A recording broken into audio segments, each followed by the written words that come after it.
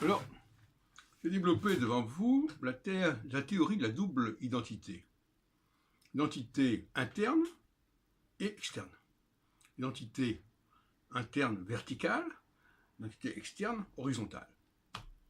C'est un peu la synthèse de ce que j'ai dit depuis pas mal de temps. Donc, normalement, par exemple, une femme a une double identité. Elle est femme, par son anatomie, par son mode de fonctionnement, ça c'est la verticalité. Et puis, elle est marquée par un certain milieu, la France, un milieu religieux, un milieu régional, etc. Un juif aussi.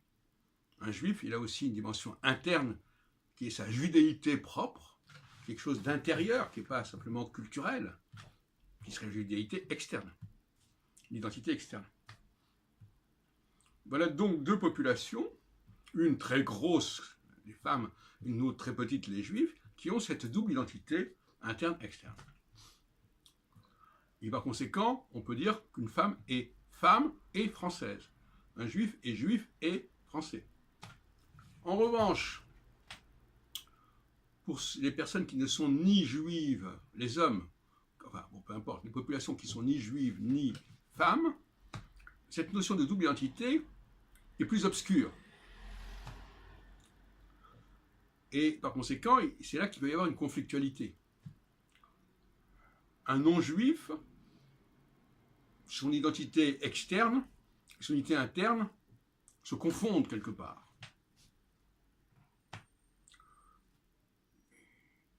Il ne perçoit pas cette dualité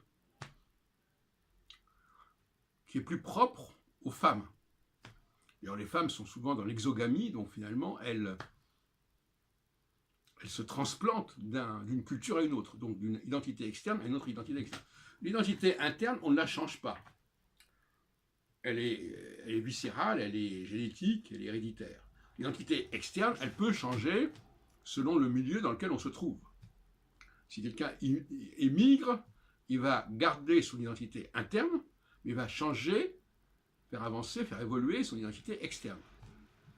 Voilà des outils de travail que je vous propose, qui me paraissent assez heureux.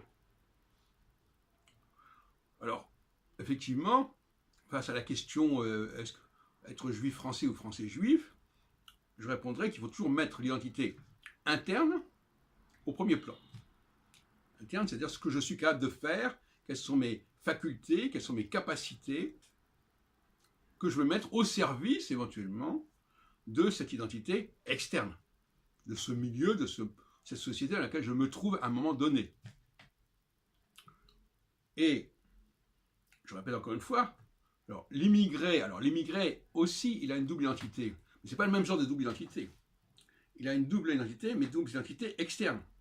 Il a une identité externe initiale, et puis l'identité externe ultérieure. Il ne faut pas confondre ce mouvement au sein même de l'identité externe qui a vocation justement à évoluer. On peut passer d'une identité externe à une autre, tandis que l'identité interne, elle est permanente, même si on peut effectivement mettre l'accent sur l'âge. L'âge peut faire évoluer l'identité interne. Certains qu'un enfant très jeune ou une personne très âgée n'est pas forcément en pleine possession de ses moyens, tout comme une femme qui est ménopausée n'a pas tout à fait le même profil, la même identité interne qu'une femme plus jeune. Voilà en gros la grille de lecture que je vous propose et que je vous suggère d'appliquer.